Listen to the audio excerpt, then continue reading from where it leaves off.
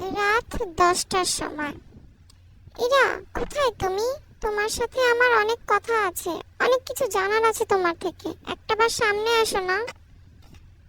ইরা রুমের বাইরে দাঁড়িয়ে অ্যালেনের কথাগুলো শুনছিল। পরে সে স্থির করলো যে অ্যালেনকে সমস্ত কিছু বলবে। কি হয়েছিল সেদিন, কেন হয়েছিল। সে এবার সাহস নিয়ে অ্যালেনের রুমে ঢুকে। অ্যালেন অ্যালেন ইরাকে দেখা মাত্রই জড়িয়ে ধরে আর কাঁদতে কাঁদতে বলে। এবার ইরাও নিজেকে সামলাতে পারে না, কেঁদে ফেলে। ইরা, আমি আজ সমস্ত কিছু দাদু ভাইয়ের কাছে শুনেছি, কিন্তু আমি এখনো মেনে নিতে পারছি না যে তুমি আর নেই। আজ থেকে 5 বছর আগে আমি দুনিয়ার মায়া ত্যাগ করেছি। এখন তুমি শুধু আমার আত্মাটাকে দেখতে পাও। এতদিন তুমি সমস্ত কিছু বলনি কেন? সাহস হয়নি বলার। বললেও কি তুমি বিশ্বাস করতে? আমাকে তুমি ছাড়া আর কেউ দেখতে বা শুনতে পায় না এলেন। তাই ভাবলাম সময় হলে সব বলবো। 5টা বছর আমার জীবন থেকে সব কেড়ে নিল। এখন আমি কি নিয়ে বাঁচবো? জীবনের কত স্বপ্ন নিয়ে দেশে এসেছিলাম, কিন্তু কিছুই আর হলো না। ভালোবাসার কাছে হেরে গিয়েছি। এমন করে কেন বলছো? কোথায় সব শেষ হয়ে গিয়েছে?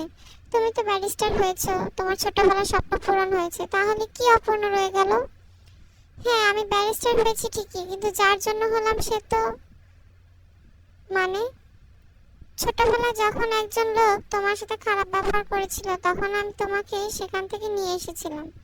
আর লোকটাকে খুব মেরেছিলে। তখন আমি বলেছিলাম বড় হয়ে তুমি ব্যারিস্টার হবে বা অপরাধীদের শাস্তি দিবে। তাই তুমি ব্যারিস্টার হয়েছো। আমি কখনো অন্যায় অপরাধ সহ্য করতে পারতাম না, তাই তো তোমার কথা শুনে সেদিন সিদ্ধান্ত নিয়েছিলাম ব্যারিস্টার হব। জানো, তোমার সাথে কেউ খারাপ ব্যবহার করলে, অন্যায় করলে সহ্য হতো না আমার। আর সেখানে তোমাকে কেউ মেরে, কেন আমার সাথে অন্যায় হলে তুমি মেনে নিতে পারতে না? কেন এত আগলে রাখতে? কেন বলো, কেন আমার জন্য ব্যারিস্টার হয়েছে? বলো এলেন।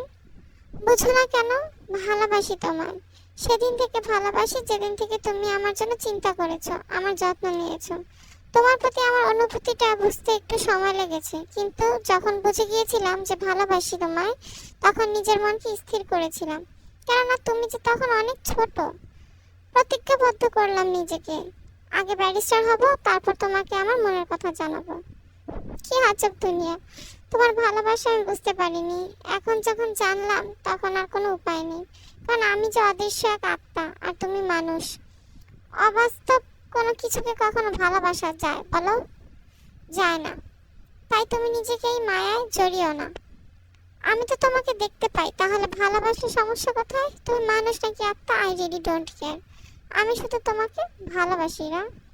এটা কখনোই সম্ভব না। একটু বোঝার চেষ্টা করালেন। আমার মৃত্যু স্বাভাবিক ছিল না বলেই আমি আত্মা হয়ে দুনিয়াতে আছি। যেদিন আমার অপরাধী শাস্তি পাবে, ওই দিন আমার আত্মাটাও মুক্তি পেয়ে যাবে। আমাকে ছেড়ে চলে যাবে?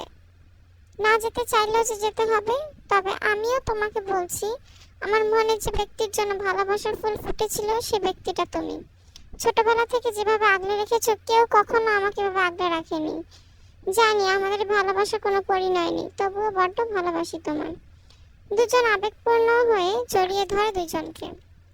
কিছুক্ষণ পর, আমাকে কি তুমি বলবে সেদিন কি হয়েছিল? হুম, সবার জীবনে একটা অতীত থাকে। হয় সেটা দুঃখজনক, কষ্টদায়ক, কিংবা কলঙ্কিত। আমার অতীতটা হচ্ছে তিক্তময়, কলঙ্কিত। আমার স্বপ্ন, ইচ্ছা সব সেদিন এক নিমেষে শেষ হয়ে গিয়েছিল। তবুও বাঁচতে চেয়েছিলাম, কিন্তু নিয়তি যে আজ আমায় এখানে এনে দাঁড় করালো। জানো, সেদিন কত খুশি ছিলাম। দাদু দিদার সাথে সময় কাটাবো, ঘুরতে যাব, খাবো, আর কত কি। কলেজ থেকে বের হতেই ওই বাজে লোকটা আমাকে তুলে নিয়ে যায় নির্জন স্থানে। জ্ঞান ফিরলে দেখে অবাক হই। এরপর আমার উপর তার সকল ইচ্ছা মেটায়। শুধু তাই না, অনেক অত্যাচার করে। কত অনুরোধ করেছিলাম, কিন্তু এরপর আমাকে জঙ্গলে গাড়ির মধ্যে বেঁধে রেখে গাড়িতে আগুন লাগিয়ে মেরে ফেলে। আমার মৃত্যু কোনো দুর্ঘটনা ছিল না, হত্যা ছিল। আমাকে হত্যা করা হয়েছে। এরপর সেই লোক এই দেশ থেকে পালিয়ে যায়। লোকটা কে ছিল? তুমি কি তাকে চিনতে? চিনতাম। তোমার বাবার চাচাতো ভাইয়ের বন্ধু ছিল। সে তোমাকে চিনল কিভাবে? ব্যবসার কাজে সেই লোক বাসায় 3-4 বার এসেছিল, তখনই আমার সম্পর্কে জানতে পেরেছে। ইরা, চিন্তা করো না, ওই লোক তার পাপের শাস্তি পাবে। পৃথিবীর যেই প্রান্তে থাকুক আমি খুঁজে বের করবই। তুমি তার এমন শাস্তির ব্যবস্থা করবে যেন কখনো কোনোদিন কেউ কখনো কোনো মেয়ের সাথে এমন করতে না পারে। অবশ্যই। 1 মাস পর। ইরা, আজ থেকে আমার ব্যারিস্টারি শুরু করছি। তোমাকে দেখতে বেশ লাগছে। দাদু ভাই, তোমার কাজে আজ প্রথম দিন। যে উদ্দেশ্যে যাচ্ছ দোয়া করি যেন সফল হয় এবং আমার দিদি ভাইকে ন্যায় বিচার এনে দাও। ইনশাল্লাহ দাদু ভাই। মাশাআল্লাহ, কত সুন্দর লাগছে তোকে বাবা। জীবনে আরো বড় হ, সফল হ, দোয়া করি। সাবধানে যাস। কোর্টে যাওয়ার পর প্রথমে গিয়ে অ্যালেন ইরার কেস ফাইল খুঁজে বের করে এবং কেসটাকে রিওপেন করে। সবাই অবাক হয়ে যায়, নতুন ব্যারিস্টার কোর্টে এসে পুরনো কেস ফাইল রিওপেন করছে কিন্তু নতুন কোনো কেস নেয় না। কিছুদিনের মধ্যেই সে এই কেসের সকল ইনফরমেশন কালেক্ট করে কোর্টে জমা দেয়।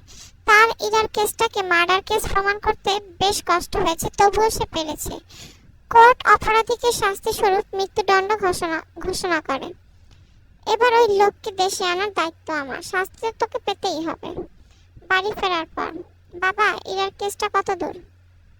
ইরার অপরাধীর রায় হয়ে গিয়েছে, মৃত্যুদণ্ড ঘোষণা করেছে কোর্ট। এতদিনের অপেক্ষার অবসান ঘটবে। জায়েদ, তুমি রায়ানকে ফোন দিয়ে বিজনেসের কথা বলো, ওকে দেশে আনো। জি বাবা, এক্ষুনি বলছি। টাকার লোভ বড় লোভ, আমার বিশ্বাস দেশে তো আসবেই।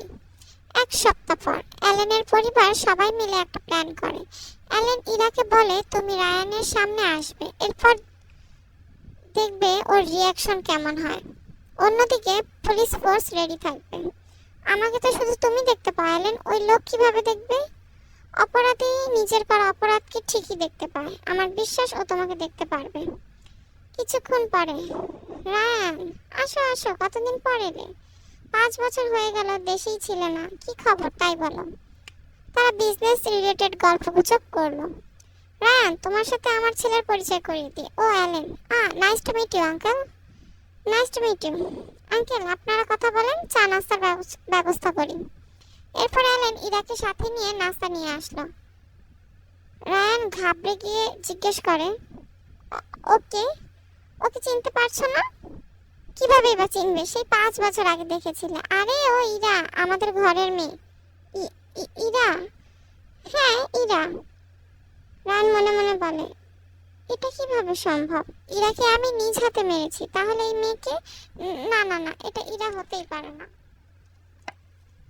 রায়ান, কি হয়েছে? শরীর খারাপ লাগছে? এভাবে ঘামছো কেন? না তেমন কিছু না, আসলে ইরা বেঁচে আছে। মানেটা কি? তোমার সামনে দাঁড়িয়ে আছে, বেঁচে আছে কিনা একথা জিজ্ঞেস করছে যে? না মানে শুনেছিলাম যে ও নাকি দুর্ঘটনায় মারা গিয়েছে। মারা গিয়েছে? কবে? আর তুমি তো দেশেই ছিলে না, তাহলে ইরার ব্যাপারে কিভাবে জানলে? চুপ করে বসে রইল। নিজের চোখ আর কানকে বিশ্বাস করতে পারছে না রায়ান। সবার কি মাথা খারাপ হয়ে গিয়েছে নাকি? কিন্তু বিষয়টা যাচাই করে দেখতে হবে। সুযোগ বুঝে একটা খালি রুমে রায়ানকে দেখে ইরা ঢুকে। আমাকে চিনতে পারছিস রায়ান? মানে কি? কেন? তোর তো আমাকে চেনা উচিত। 5 বছর আগে আমার সাথে কি করেছিলিস মনে নেই? তুই বেঁচে গেলি কি করে? কেন? ভাগ্যের জোরে? এটা সম্ভব না। কেন সম্ভব না রে? তুই তো নিজ হাতে মারতে চেয়েছিলি, তার জন্য তোকে আমি নিজ হাতে মেরেছিলাম। তুই মরে গিয়েছিলি, বেঁচে রইলি কিভাবে? তোকে বাঁচতে দেয়া যাবে না। আমি যে তোর সর্বনাশ, তোর দিন শেষ। ইরা অনেক জোরে হেসে ওঠে। ওর হাসি দেখে রায়ান ভয় পেয়ে যায়। হাতের কাছে একটা ফুলদানি পেলে ছুঁড়ে মারে ইরার দিকে, কিন্তু ইরার কিছুই হয় না। এটা দেখে রায়ান আরো ভয় পেয়ে যায়। তুই ঠিকই বলেছিস, আমি মরে গিয়েছিলাম, কিন্তু এখন আমি আত্মা হয়ে তোর সামনে এসেছি। তুই চাইলেও কিছুই করতে পারবি না আমার। না না, এটা হতে পারে না, এসব মিথ্যে। তোর মৃত্যু ঘনিয়ে এসেছে। যখনই রায়ান পালাতে চায় তখনই পুলিশ তাকে গ্রেফতার করে নেয় এবং থানার উদ্দেশ্যে রওনা দেয়। কিন্তু রায়ান পুলিশকে ফাঁকি দিয়ে পালাতে গেলে নির্মম কার অ্যাক্সিডেন্ট হয়। তার মৃত্যুটাও ছিল ভয়ঙ্কর। শরীর থেকে মাথা অনেকটাই আলাদা হয়ে যায় এবং শরীরের মাংস পুরো থেতলে যায়। রায়ান আইনি শাস্তি পাবার আগেই প্রকৃত শাস্তি পেয়ে গিয়েছে। তার মৃত্যুর খবর অ্যালেনের বাড়ির লোকের কাছে চলে আসে। চারদিকে প্রেস মিডিয়াতে রায়ানের নির্মম মৃত্যুর ঘটনা ছড়িয়ে পড়ে। অ্যালেনের পরিবার অবশেষে খুশি হয়, কিন্তু খুশি হতে পারে না অ্যালেন। অ্যালেন দৌড়ে ইরার কাছে যায়, যেখানে ইরা মাঝে মাঝে যেত। ইরা, একটা বার আমার সামনে আসো প্লিজ। ইরা, আসো। অ্যালেন, তোমাকে অসংখ্য ধন্যবাদ। এখন আমি দুনিয়া থেকে মুক্তি পাবো।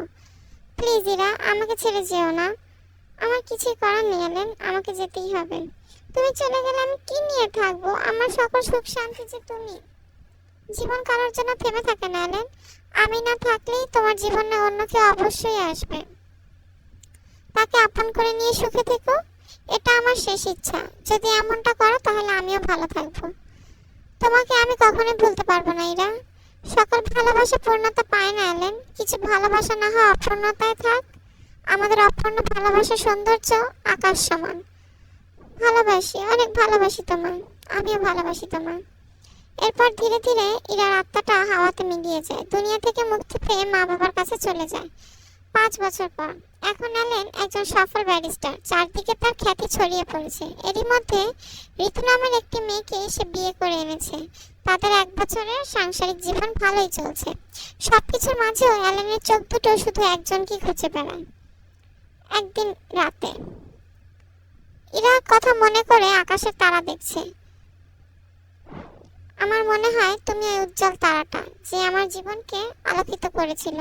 কিন্তু ভাগ্যের পরিহাসটা এমন যে তুমি আমার কাছে নেই। মনে পড়ে খুব তোমাকে। অ্যালেন, কি করছো? আকাশের তারা দেখছো? তোমাকে একটা কথা জানানোর ছিল। বলো। একটা ফুটফুটে তারা আমাদের ঘরে আসবে। অ্যালেন খুশিতে ঋতুকে জড়িয়ে ধরলো। গল্পটা এখানেই শেষ। গল্প শেষে আমি কিছু বলতে চাই, সেটা হচ্ছে ব্যক্তিগত প্রতিশোধের চেয়ে প্রকৃতিগত প্রতিশোধ অনেক বেশি ভয়ঙ্কর হয়। অপরাধ করলে সেই অপরাধের পিছু কখনোই ছাড়ে না। শাস্তি তাকে পেতেই হয়।